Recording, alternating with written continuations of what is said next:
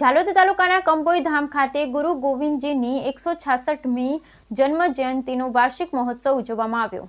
પ્રતિવર્ષે કંબોઈ ધામ ખાતે ગુરુ ગોવિંદજીની જન્મ જયંતિ ધામધૂમપૂર્વક ઉજવવામાં આવે છે। આ વર્ષે તારીખ 20/12/2024 શુક્રવારના રોજ ગોવિંદ ગુરુજીની 166મી જન્મ જયંતિ ઉજવવામાં આવી હતી। ગુરુ ગોવિંદજીના ભક્તો મોટા પ્રમાણમાં વહેલી સવારથી જ કંબોઈ ધામ ખાતે મોટા પ્રમાણમાં ઉમટી પડેલ હતા। ગુરુ ગોવિંદજી કંબોઈ ધામ ખાતે પ્રાંત આરતી દળ પ્રસ્થાપન, કંબોઈ ધામથી પંગલા સુધી ધ્વજારોહણ, સત્સંગ, મહાપ્રસાદી, મહાઆરતી, પૂર્ણાહુતિ જેવા પ્રોગ્રામ રાખવામાં આવેલ હતા। ગુરુ ગોવિંદજીના સત્સંગ ભજનથી કંબોઈ ધામ ખાતે ચુસ્ત પ્રણાલી સાથે કરવામાં આવ્યા હતા। દિવસભર ભક્તિસભર કાર્યક્રમ વચ્ચે ભક્ત ગુરુ ગોવિંદજીની ભક્તિમાં લીન જોવા મળ્યા હતા।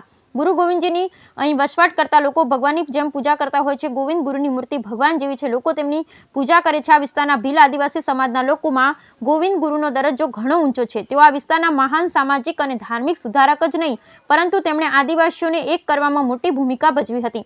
તેમણે રાજસ્થાન અને ગુજરાતના આદિવાસીઓ સાથે એક મોટું આંદોલન ઊભું કર્યું હતું। ગોવિંદ ગુરુએ આદિવાસી સમાજના શોષણ સામે બ્રિટિશ સરકાર સાથે સંઘર્ષનું રણસીંગું ફૂંક્યું તો તેમના સમાજના દૂષણો સામે પણ લડત આપી હતી। તેઓ સમાજ સુધારક પણ હતા, તેઓ આધ્યાત્મિક ગુરુ પણ હતા, તેઓ સંત પણ હતા।